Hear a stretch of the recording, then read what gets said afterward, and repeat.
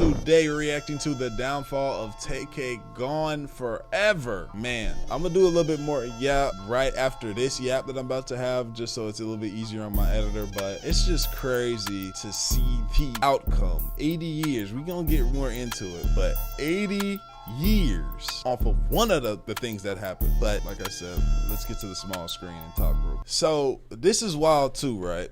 Because give y'all some details on my life, right? You know, where I'm from is the DFW area. This nigga moved around, just is not, I don't think he's from Texas, I think he's like from Cali, but was moving around a lot in the DFW area. That's where he turned up at, right? I have a cousin, his name is Bandman Fari, and there's a song called, we can just go look at all of this together, y'all. It's called, it's one of the bigger ones, bro. I remember when it came out. TK, man. And it's another nigga. Here it go. Got a Blast. I'm not gonna play it. There's my cousin right there. I'm not gonna play it because, you know, I want to get this money out here. But that's my cousin, right? Well, I remember when we were in Atlanta for my uncle's funeral, and he showed me he was on the phone, he was like, this is crazy.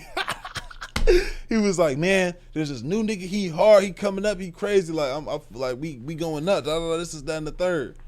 And I wasn't familiar yet.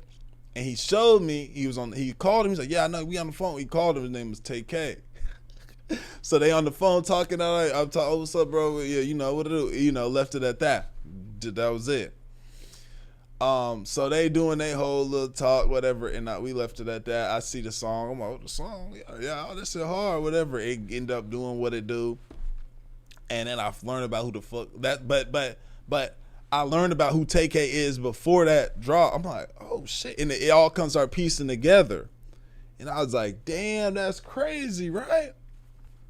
So, like, just kind of seeing this and being around this, like, and just seeing it unfold, especially with my cousin and his own thing going on, like, it's just crazy, bro. It's crazy seeing this. So I see this, and it's not like I got ties to the nigga or we close or none of that, but it just feel a little bit. It just feel like, just damn, that was wild. That was wild. You know what I'm saying? But let's get to it. A 55-year sentence in 2019. But the story only got crazier from there. And today we're breaking down why he got hit with another 80 years. Shit, this boy, like, it's, man, from young nigga to this guy right here, man. Prison. Back in 2019, TK got convicted of murder for killing a dude named Ethan Walker in 2016. But before the cops caught TK, he cut off his ankle monitor and ran off to San Antonio, Texas. TK didn't keep his head down and stay out of the spotlight though. Instead, he dropped his infamous track, The Race, and blew up like crazy while he was still on the run. And while TK was doing the race for killing Ethan Walker, he murdered another dude in San Antonio named Mark Salivar. Mark Salivar was a photographer who was supposed to be working with TK on a photo shoot. But when Mark Salivar showed up to meet TK and his homies at a Chick-fil-A, TK tried to rob him. Mark Salivar got out of the car and then jumped on the hood so he could kick the windshield. And that's when TK upped his strap and shot him. That's one thing about, like, I get it, you know, like, them situations where, you know, I don't know if y'all young niggas is in this shit now or you know, my niggas that's around my age or older that's been through this shit, like, when you get through them situations where a nigga like, oh, he trying to get off on me, you trying to finesse me, oh, he trying to rob. It's, if you at a disadvantage, I never felt like it was a good idea to start trying to get, like, you really at a disadvantage, try to start fighting back. Like, if I remember my this is gonna be full of stories. Me and my dog was making a serve one day. He was his serve. He just wanted me to come with him. These niggas was backed into the whip. You know, this was some rookie shit. We wasn't fresh in. Well, he was fresh in, but I should have seen that earlier. But I don't know. You know, this should be going fast. You moving fast. You get comfortable. They backed in. he give him the gas. I'm gonna spare y'all the details of it because it's not that. But he gives him the gas. The nigga do a little fake money count thing, and as soon as he counts the last 20, he speed off. He could have went, tried to grab onto the shit and da. But sometimes we gotta understand. I gotta take this L, and I know like it's your camera, bro. It's a camera. I know you trying to get your money, but you know God gonna bless you again.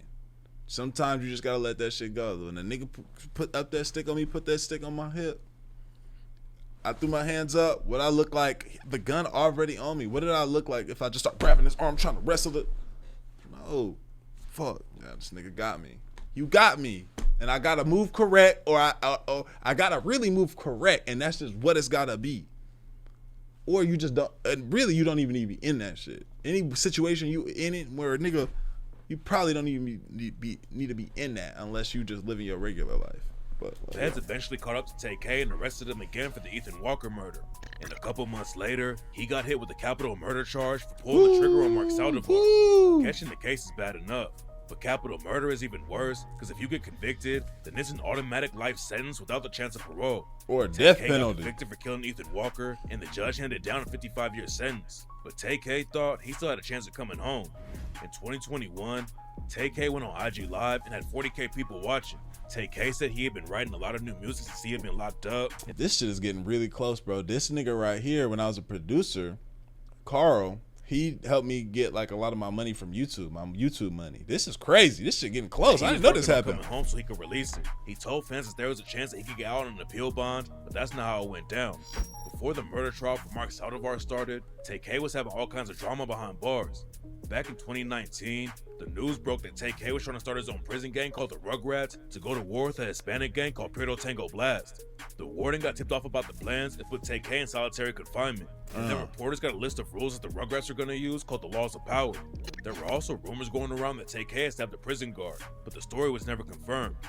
Then in February 2023, Tay K hopped on Twitter and said that one of the dudes on his cell block killed his cellmate with a food tray and stood on his head. Tay K still has some fans, even though he had been locked up for years at that point, but even they started turning on him and calling him a snitch. Tay K was still trying to get out of prison, and he said he just needed one chance at adulthood. He was only 16 years old when the murders went down, and Tay K said if he was white, then the judge would have never given him 55 years over the situation. One of Tay K's co-defendants on the Ethan Walker case was a white girl who was the same age as him, and Tay K complained about her being tried as a juvenile while the courts prosecuted him as an adult. It doesn't look like Tay K's gonna get out early on the Ethan Walker case, and now he's cooked for good. Fans were hoping he beat the Mark Salivar case, and man, had to make an example of you, bro. That's how they was feeling. Texas do not play. Texas don't play about shit. That will say, "Oh word, we're gonna kill your ass, damn boy." We're gonna put y'all. We're gonna get your death penalty. Take you down to Huntsville. That's how they coming. Eventually get out on parole, but this is how he ended up getting hit with another 80 years in prison. During the trial for killing Mark Salivar, Tay K's girlfriend Joanna Reyes testified against him and told the court exactly how it went down. According to Joanna Reyes, Tay K asked her to help him find a photographer. Joanna Reyes had seen Mark Salivar's work on Instagram, so she helped set up the meeting. Joanna was driving the whip with Tay K and his homie, and they went to pick up Mark Salivar. Apparently, Mark Salivar had something else come up though, so he asked him if they could do the photo shoot another day. Everyone was cool with it at first, and Mark Salivar asked him to drop him off at the mall. Joanna Reyes agreed to take him there, but that's when the situation went left. According to Joanna Reyes, Tay K pulled his gun out and told Mark Salivar to hand over his bag. Mark Salivar refused to hand over his camera bag, so Tay K and his homie Jalen Bell started hitting him. Mark Salivar got out and jumped on the hood, and Joanna Reyes said Tay K told her to get Mark Salivar off of the whip. Joanna couldn't do anything about the situation though, so Tay K opened his door and shot Mark Salivar. Joanna Reyes said that after they drove off from the murder scene, Jalen Bell gave Tay K a high five and congratulated him for killing Mark Salivar and said, "You caught your first body." Oh man. Oh man. Oh man. Joanna Reyes took a plea deal for 10 years of probation after she agreed to testify against Tay K, and she told the court the only reason she didn't go to the police immediately is because Tay K had threatened to kill her and her family. Joanna Reyes' testimony helped put Tay K away for 80 years. Tay K's own legal team heard him too. While Joanna Reyes was testifying, the judge had told the defense that they couldn't bring up anything bad about Mark Salivar before they talked about it with her in the prosecution. According to reports, Mark Salivar had some stuff in his bag that would have made him look really bad, and TK's defense team tried to bring it up and asked Joanna Reyes about it. The defense didn't talk about it with the judge and the prosecution first though, so the judge cleared the courtroom and told TK's lawyers that they better not let it happen again. TK's lawyers were trying to make it look like Mark Salivar was a bad dude who sparked the whole situation, but the judge cut them off and told the jury to forget about what they had just heard. TK's sister. Okay. Unless, I mean, he could have had dope, gas, coke, he could have had all of that, but it don't change the fact of what happened. So it's like he was a horrible person though. Like, what is that even? That don't work, bro. Unless it was like, yeah, bro, it don't work. It don't work, bro. It's not gonna work. Kayla Beverly tried to help him out and testified for the defense. Kayla told the court about all the abuse TK went through and said that TK and her went into foster care when she was 7 and he was 5 years old. Okay. According to Kayla, they ended up living with their dad for a while, and their dad would beat them with pieces of wood and even tie TK to an ironing board. Tamar was younger than me and he would cry. And just maybe they would think he was over dramatic. So they would tie him down to an ironing board, strap him down, like stuff like that. Kayla testified after TK was already found guilty, but TK's lawyers thought her testimony would help him with sentencing. The judge said that TK had a rough life, but he was still responsible for what he did. TK's sister Kayla said that everything started because they had to run away from home though. TK and her both ran away because her dad was beating them so much. And Kayla said that's how TK ended up in the streets. We had to run away. That's why all this shit happened, because it was not like even good when we came to our dads. You feel me? Like, not even like that. Like, a lot of dudes don't try with their kids and shit. Like, so I give my dad that. I'm not saying he's a terrible dad, but hey, bro, like, life was messed up. Like, we kind of like, it was abuse going on in our home. We had to leave. Before the Mark Salivar trial started, TK's lawyers were worried about the jury bringing up TK's track The Race. The prosecutors in the Ethan Walker case used the lyrics and video against TK, and his lawyers didn't want people on the jury who already knew about the track. TK had been popping off a little bit before he dropped The Race, but that's the track that really made him famous. Killing Ethan Walker and then dropping that track while he was on the run put TK all over the headlines, and it's still one of the craziest situations the rap game has ever seen. Lil Yachty remixed the track and made it blow up even more. And in 2023, he posted a letter that TK sent him from prison. TK has some support in the industry, but a lot of people think he would have fallen off even if he didn't get convicted of 2 murders. TK's first and only record came out after he got booked for the Ethan Walker murder though, and nobody really knows how far he would have made it in the industry. Back then, a lot of people were comparing him to dudes like YB and Namir, and Namir fell off hard even though he didn't have to fight murder cases. TK's fans were hoping he'd get parole in the Ethan Walker case and start dropping new music, but now he's completely cooked. TK got lucky because the jury only convicted him of murder for killing Mark Salivar instead of capital murder, which means that he might eventually get parole. The jury convicted him. You hear that? So his defense wanted the jury to convict him and not the judge. They still gave this nigga an 80 ball. If he keeps his head down and stays out of trouble. But even in the best case, TK is going to be serving decades before they'll even think about letting him free again. This nigga's going to be in jail so long that by the time he's out, we all going to be old men. This is one of them things that's like, nigga, you might as well, you going to be so institutionalized, you might as well just chill, just stay there. And just finish out the rest, because the world's gonna be so different by the time.